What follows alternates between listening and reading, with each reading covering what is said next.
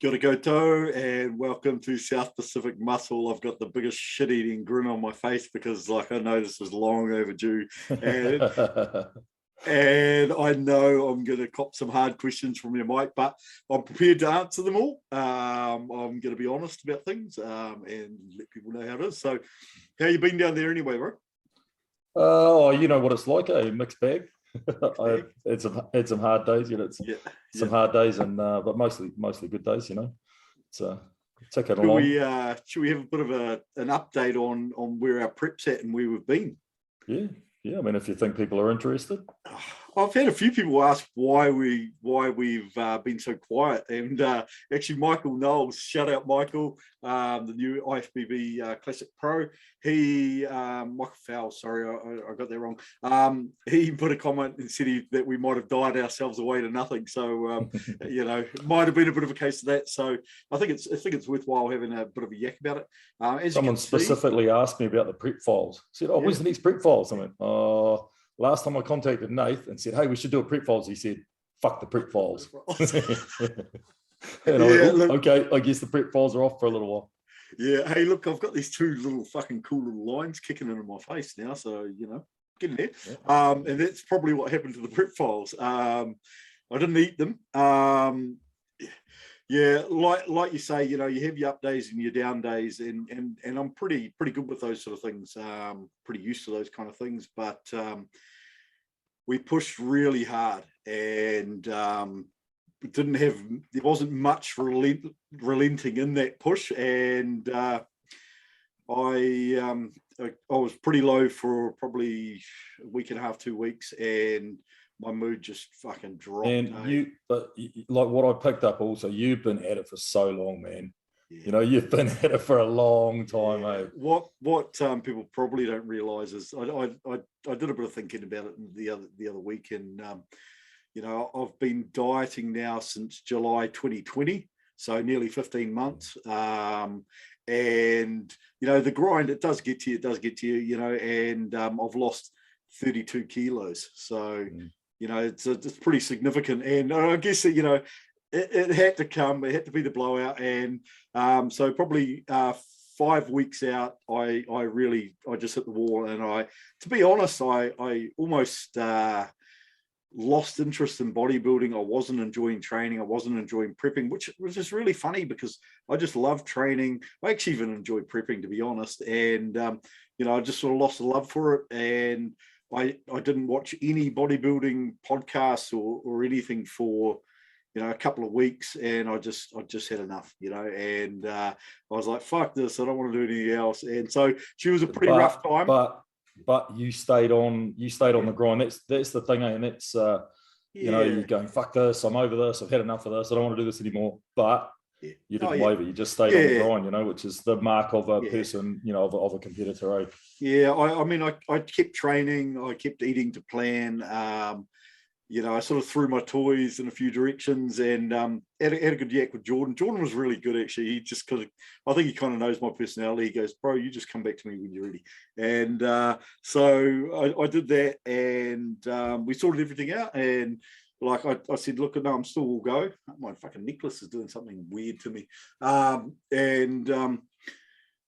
So nothing lost, nothing really gained. It was just time that my head wasn't in the game, and I started watching a few bodybuilding podcasts again, and kind of forgot how much I loved it. I watched Scott McNally and co on Think Big Media, and it's probably not the most entertaining podcast in the world, but man, I learned some stuff every single time, and I learned some really cool things. And I thought, wow, that's why I do this. It's a continual journey to learn more and understand more about the sport. And then I went into, watched a couple of Fuads and a couple of Dave Palombos, and bang, you're back in the game. Yeah. And it was really cool.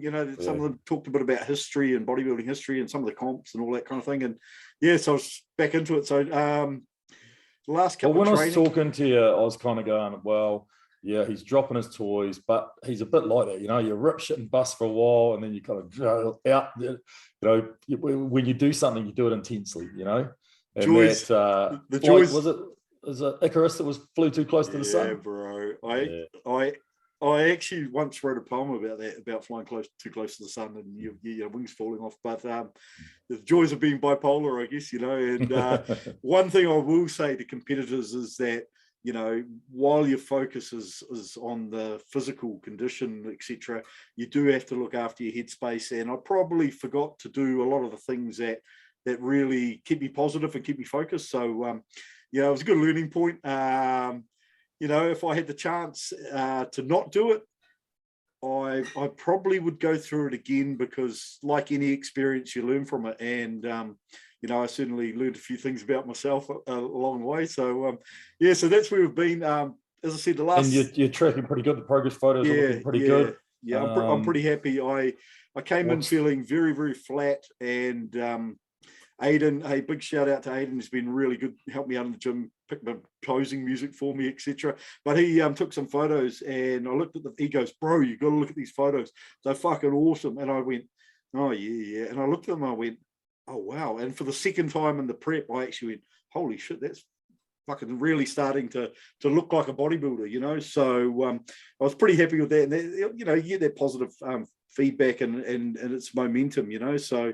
I think you got to stop sending me those, dude, because then I keep looking at myself on my own photos, go, ooh, I'm a bit far off that. Yeah, I'm not going to be there in 3 weeks. Yeah, well, we knew I was going to be there early. So training's been really good. Last 2 days, awesome training sessions. I've hit the full noise training programs again, because I lost a bit of the endurance for the workouts at the end, I think, over lockdown, because you're using limited equipment. You don't probably do as much volume. You probably get a little bit slack maybe. And I found that, I was fading a lot. But the last 2 sessions have been really good, full noise workouts, all the intensity techniques, etc. in there. Interesting, tonight, I noticed my back strength is down quite a bit, significantly. Not maybe, like probably a plate on chest supported rows, and I just went, I'm not going to go that heavy. I'm just going to get a real good movement and control it better. So I did that, and my deadlifts at the end were a little bit down.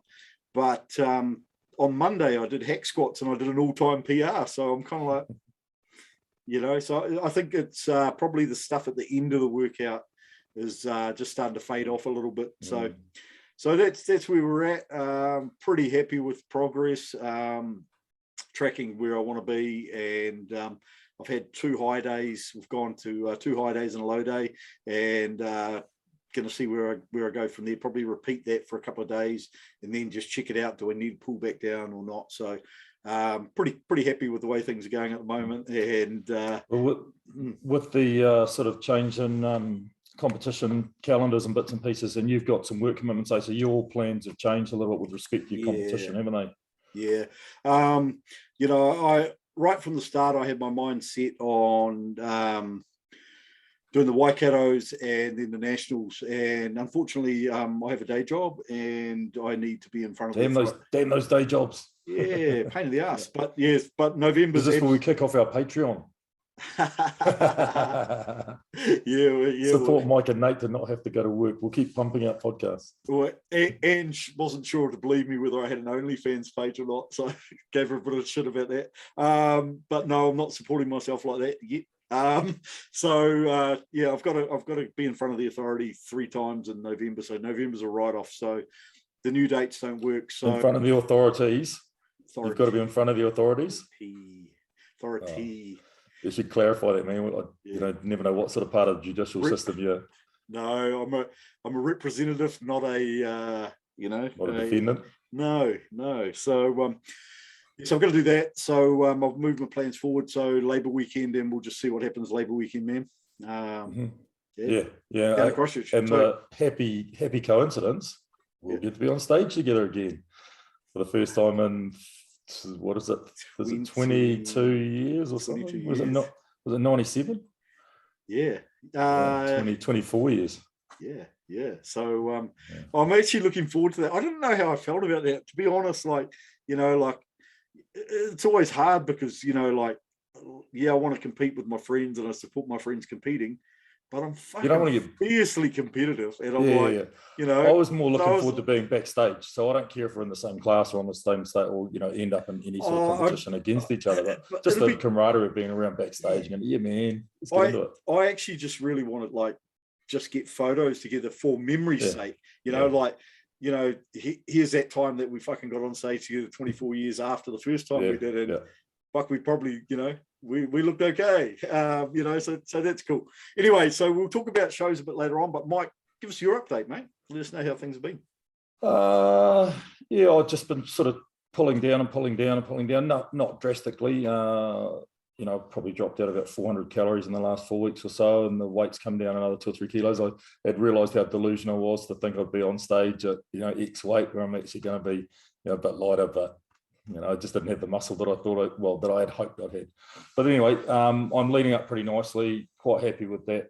I've got a couple of weeks of school holidays coming up, so I've got to say to Kurt, hey, look, if you want to be low, you know, whatever's going to help in 3 weeks' time. Had sort of 3 or 4 pretty low days where I just lay around, you know, couldn't really do much. You know, day off. My daughter was sick one day, so I just stayed at home with her and sort of lay around on the floor. And she go, Daddy, can you play a board game with me? No, I can't. I was low. And I was a bit worried because that was 4.5 weeks out. I'm going to be like this right the way in. And I actually thought of you and thought of how low you were at given times when, you know, it could be worse. Because I've still got a decent amount of calories still. Just on that one, Mike, it was interesting because I was talking to a friend of mine in Auckland, and she said to me, I said, oh, look, I just fucking fell apart and threw my 4 weeks. And she goes, well, how much longer have you got? And I went 4 weeks. And she goes, it's always 4 weeks out. Yeah. And I thought about it and went, yeah, every time I've had a guts full of dieting and I'm over it, it's 4 weeks out. And because I always remember 2 weeks out is a breeze because like the finish line's right there. And I kind of feel somewhere in between that now, you know, like ooh, getting close. And, you know, so I think that 4 weeks out, 4 or 5 weeks out is probably one of the toughest times. So not surprised you had those. Like it was energy levels. I mean, we hadn't done anything drastic with my food. I was still on, you know, 2,400 calories a day, something like that. But just for whatever reason, you know, I'd had my COVID jab 4 or 5 days before, but that's usually a couple of days after you don't feel flash, you know, not 4 or 5 days after. So I don't really know what it was, but I was just a bit worried that it was going to be 4 weeks of that or 5 weeks of that. Did you get any sight enhancement from the COVID jab? Did you get a big poppy down? Oh, no such luck. No such luck.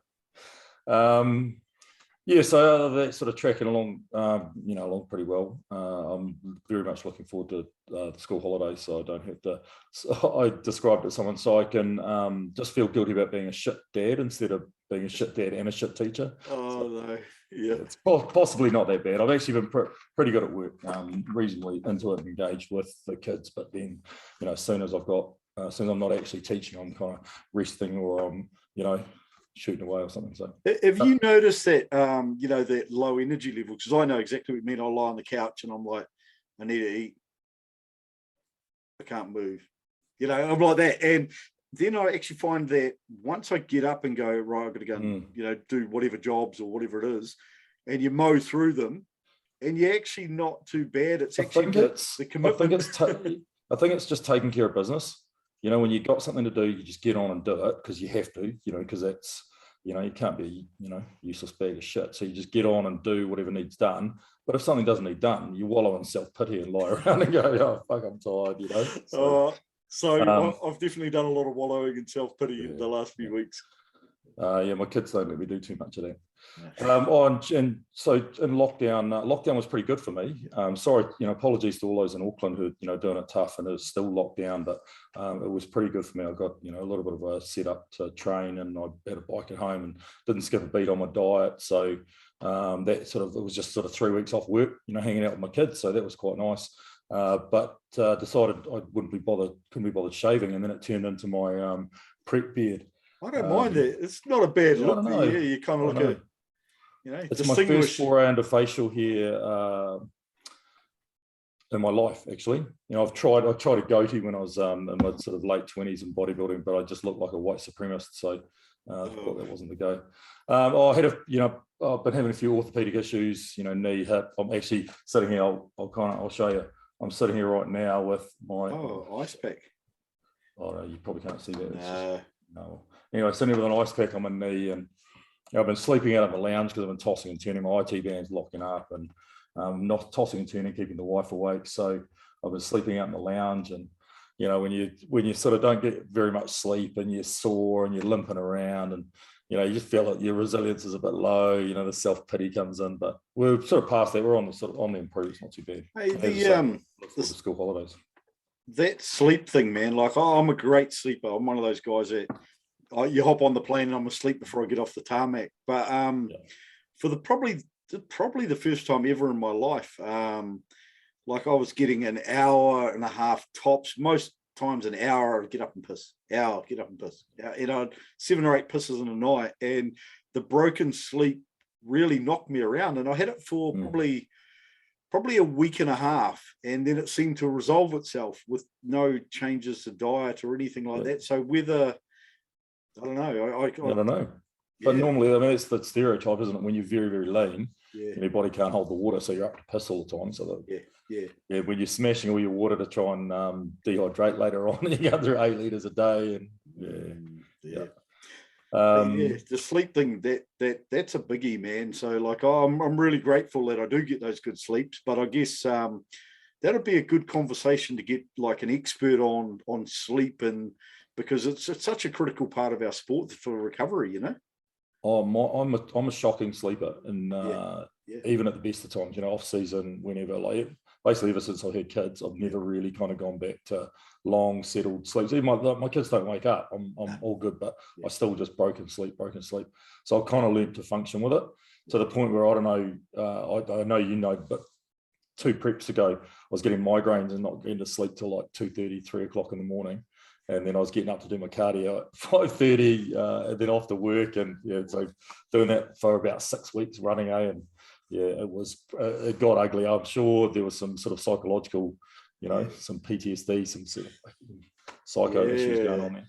Yeah. So sleep incredibly valuable. I've done a lot of study, a lot of listen to podcasts and reading and blah blah blah, and most of them talk about the value of sleep, how important it is.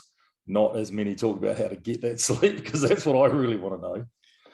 Zoplicone. Hang on. So, because I've got some Zoplicone. My doctor looked at me a while back and said, "You look tired. Are you sleeping?" And offered me sleeping pills. I didn't even ask for them. But so he gives me, some every few months he gives me, sort of a dozen or so.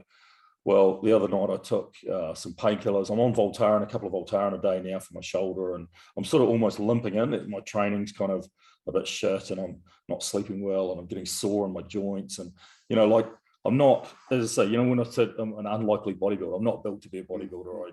I sort of, my body's not suited for it, and it's breaking down. So, took a couple of, I'm on a couple of Voltaren a day.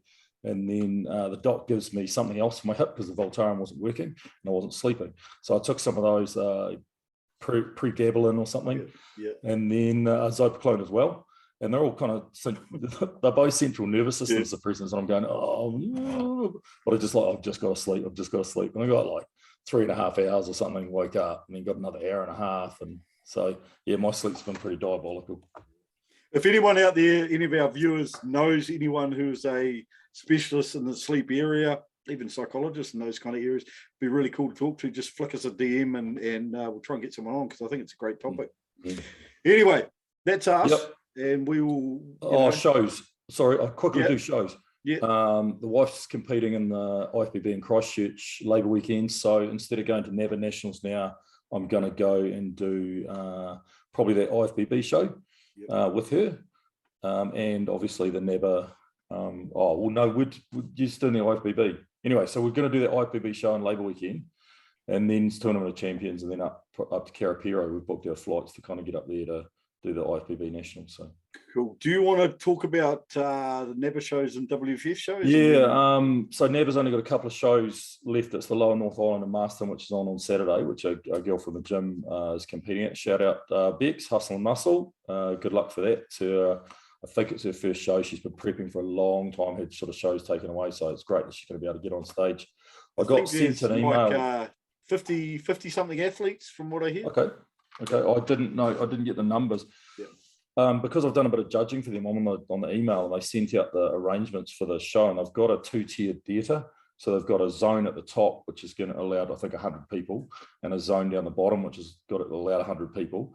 And then they've got the athletes kind of zone where they'll warm up here and then move through to there. So it actually allows them about sort of 300, but the zones can't mix. And if you're a backstage helper, you can't go out and watch from the auditorium. And so there's a lot of, just to be able to get the show running and get enough people, because obviously ticket sales are what kind of helps them run the show. So the ability to kind of get those numbers in.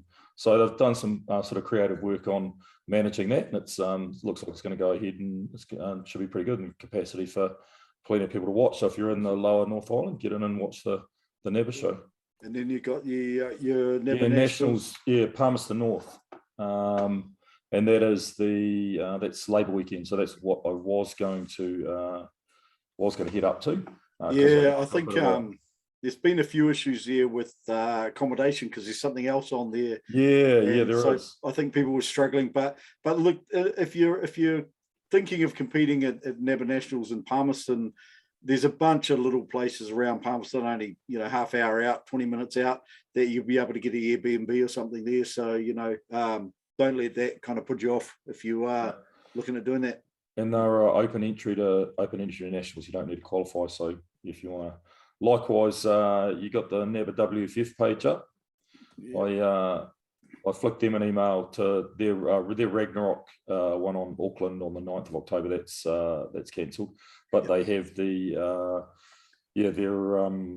nationals on Christchurch Labour weekend as well, and they're open entry for that too. So anybody from any federation, welcome to go along. Got an email back from Richard Parnham today saying just get along there and compete any federation.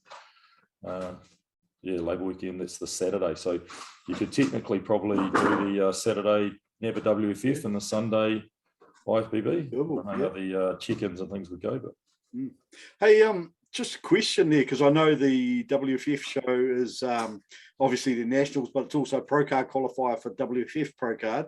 But it's called the Nationals Pro-Am. Is there actually a pro show for the WFF pros at that show, or not sure? Yeah, I don't know. I just literally asked Alex and Richard, is there anything else you want me to promote for the show? Yeah. And they just said, Richard just said, it's open entry, and that was it. He didn't sort of mention the pro show. Yeah, sometimes with the pro-am, not. Possibly not, because of the restrictions on actually getting athletes over here. So, Okay, so that's for those two.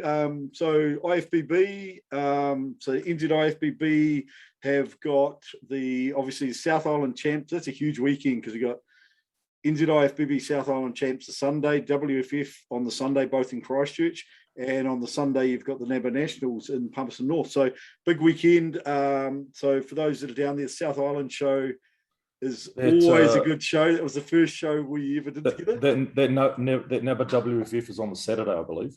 Yes. So you could actually go and watch both shows. Go watch the Saturday show with NEBA WFF and watch the Sunday show with IFBB. Big weekend of viewing bodybuilding.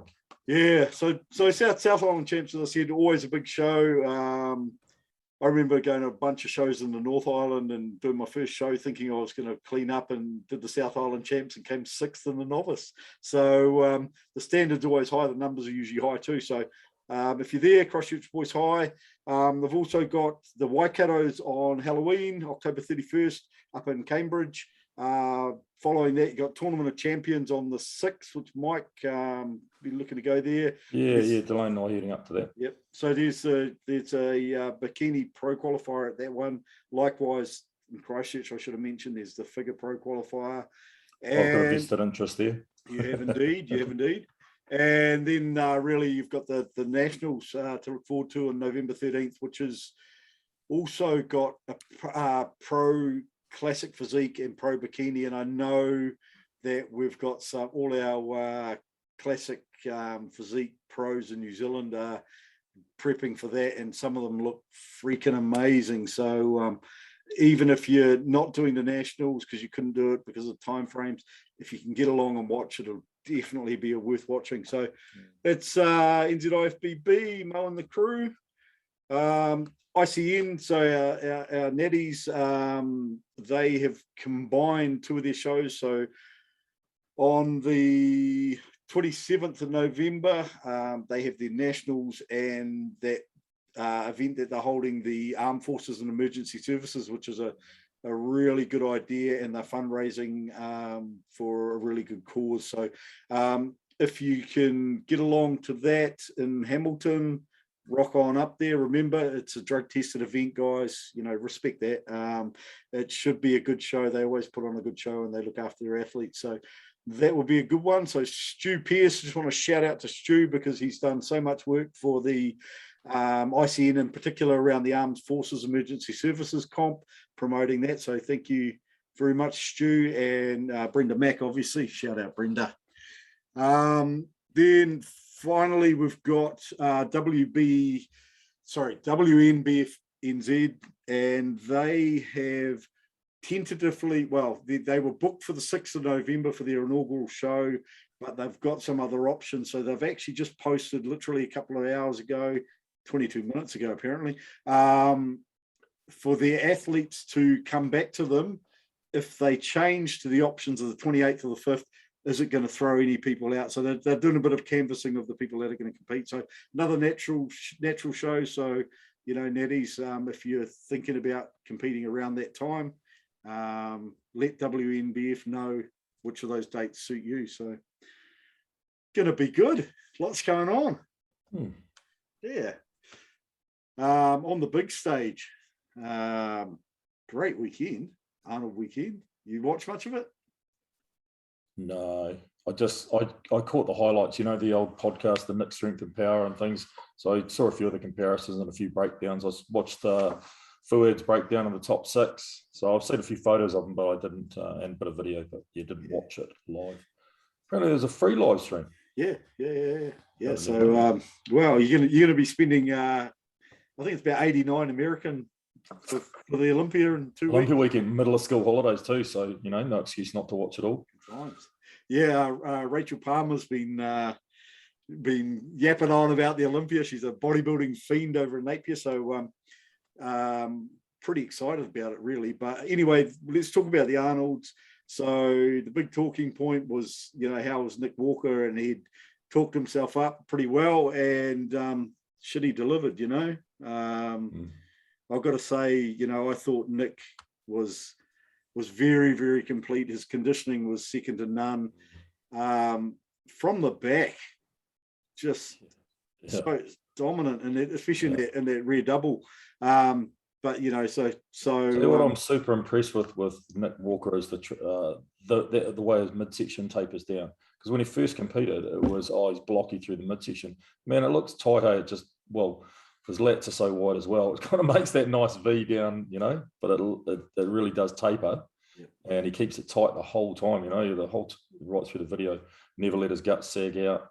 So, hey, talking about you know, Nick Walker, Matt Jansen's boys in the last few shows have just been phenomenal. You know, like Brett Wilkins and I can't remember Brett's training partner. His training partner. But yeah, just amazing. Anyway, so great job there, Nick, and walked away with a nice chunk of change. So good on him. Yeah, they talk about his I don't know, confidence / arrogance. I just don't see that there's any option. If you're coming up like that, why not say? Because he doesn't get in your face about it. He's not blessing a Wodabu, you know. He was just quite calm about it. But what's he going to do? Get up there and say, "Oh no, I really don't think I can win," or "I'd like to try and do my best." Or no, you know, when you're coming up a young man like that, you back yourself, eh? So fair play to him. I'm only really going to talk on the top 6. So sorry, shooting over Hassan then, but Akeem coming in in 6th or 5th? 5th. Yeah. 5th. Oh, sorry, ahead of Sergio, wasn't it? Yeah. So probably quite disappointing for him, given, you know, he had beaten those guys last year. But I think a lot of that is the improvements the others have made, rather than Akeem being off or anything like that. I don't think he was. You know, well, they're saying he wasn't as tight as the Olympia. I mean, I haven't looked at a comparison one with the other, but from memory, it's not quite as tight. And for a guy that size, you look at the difference between him and Nick. I mean, would he compare size-wise with him? Probably across the back and shoulders, but he just wasn't his condition. So, yeah. Justin Rodriguez in fourth, and that was a I really like his physique. He looks good. It was a really good showing for him too. Like, what did I send through to you? I sent you that message about, look, if I'm pumped and I don't look too closely, I look like a miniature Justin Rodriguez, just because I do that offset. And how did I respond? The day I ever compare myself to Justin Rodriguez, please check me in. But I think he I guess leapfrogged a couple of people that that had beaten him previously. So it was a pretty good showing for Justin, and as you say, like he was good, man. He looked good. I think really the battle was probably for second and third places, and Steve Kluko, I mean, just such an awesome physique, like he's a bodybuilder's bodybuilder. He's got a big structure. He's got everything I wish I had, and he's very complete. There's no real weaknesses. I just think that Ian just managed to get that little bit more on him in conditioning, and I think it's probably not. I'm not going to say like Ian may beat him. He may beat Ian at the Olympia, but it's certainly not a foregone conclusion given Ian beat him at the Arnold's that he's going to beat him at the Olympia. So, well, he won't be at the Olympia, will he, Kuklo? Oh, you're right. Yeah, you're right. Yeah. There you go. Well, that's one battle Ian doesn't have to worry about. When you look at them side by side, when you see a lineup with Nick Walker, Steve, and Ian, Kuklo's just so much bigger. He's a scaled up version. I mean, he doesn't have the lines that Nick Walker had. So, I agree with the decision. But far out, he's just a kind of a scaled up version. And he's got such a good looking physique, like it's just it just looks the part. Sergio, probably not as sharp as we've seen Sergio, but hey, sixth place, walked away with 10K, so good on him. He probably looks. I'd like to see him more so in a lineup because he's taller, right? So he's bigger. So you look pictures like this, and he doesn't look that impressive. I imagine he's a little bit like Kuklo. You put him beside the other guys, and he's a big dude. Oh, absolutely, and a real. I like the guy, a really likable guy, really great physique. What I really want to highlight is how much attention to detail Sergio has when it comes to posing, and the effort that he has put into his posing routine shows. And he makes a good point that not a lot of people are doing that. And interestingly enough, at the Arnold's, they actually score on posing. So it's something unique to the Arnold's. And for those of you that haven't sort of seen the breakdown of it, he made a post saying, well, if the posing routine is being judged, then why is it that on the score sheet, the posing, the scores for that round almost mirrored what the placings were? I mean, he won the Best Poser Award, but yet he placed sixth in the posing, just like he did in the. Was the posing award, was that a fan-based decision, or was it? I don't know. I don't know. But I guess I was thinking about that this afternoon, and I've tried to judge shape with Never, and it's quite a subjective kind of criterion. It's a nice feminine shape. When you go to judge the routines, you're judging how, I guess, they make their physique or their body look during the routine. So the creativity kind of feeds into it, but it's still who's got the best physique. Rather than going, okay, that person's a really good dancer who's got a shabby physique, I'm going to give them number one. And because if it's a 50-50 or a 75-25 split, it really does skew those results. If you got a really shabby bodybuilder who's, I mean, not that Sergio is obviously, but you've got a really shabby bodybuilder who's just doing an amazing routine, all of a sudden they leapfrog better bodybuilders. So it's a little bit around that, creativity, but to show off your physique well.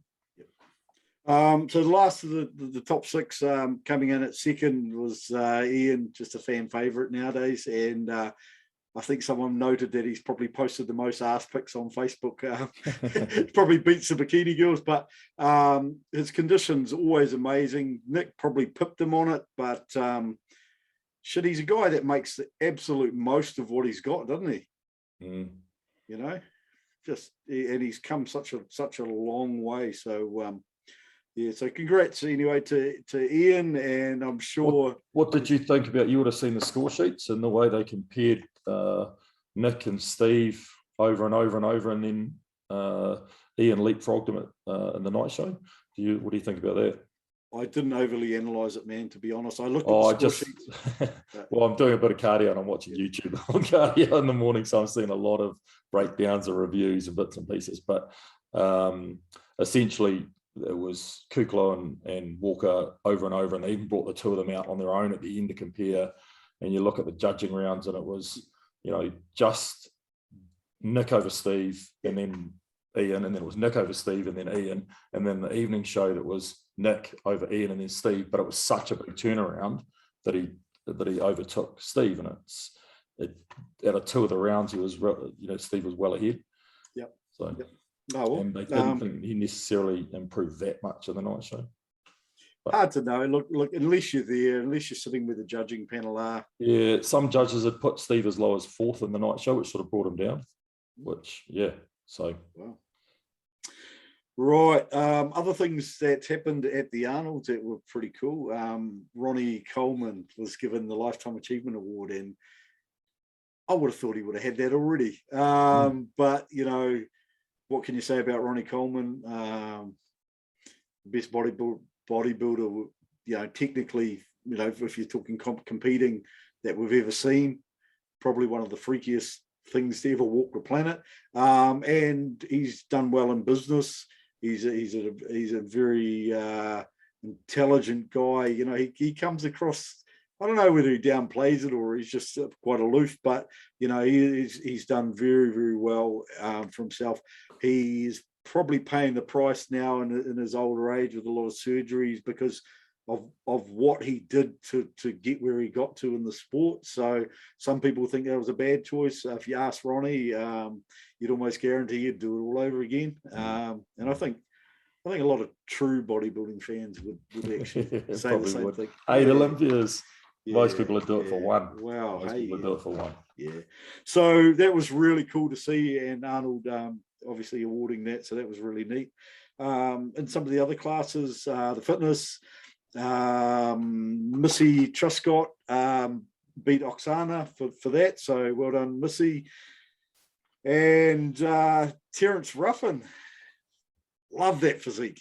Terence Ruffin winning the classic, beating Alex Cambronero, and Logan Franklin coming in third.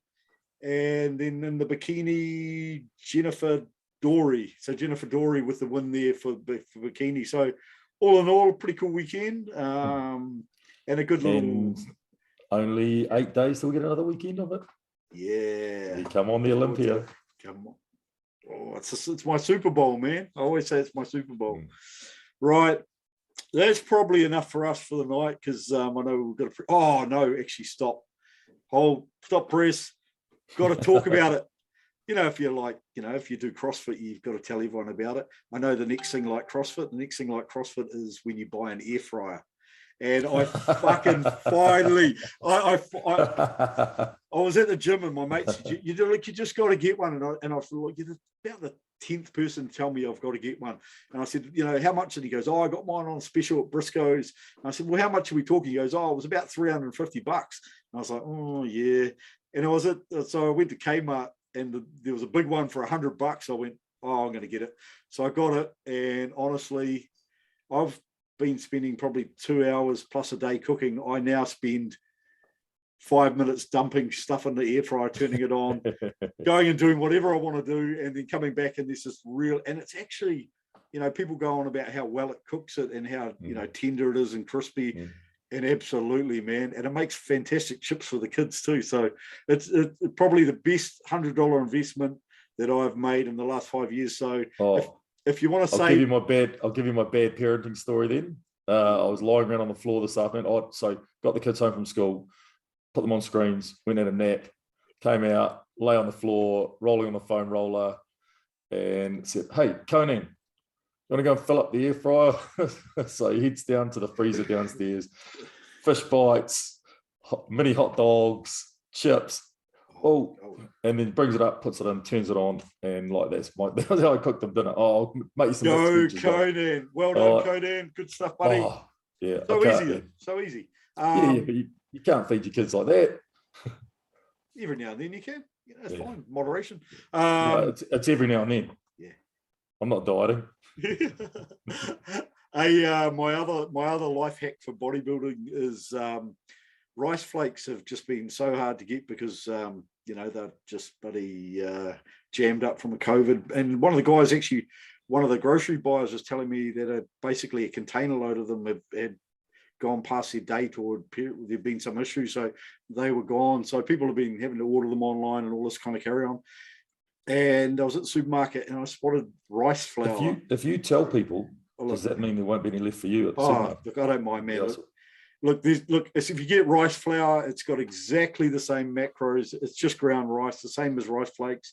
And you whip it up, it's like cream of rice. It's like eating butterscotch pudding if you whip some dirty sucral caramel in there or something.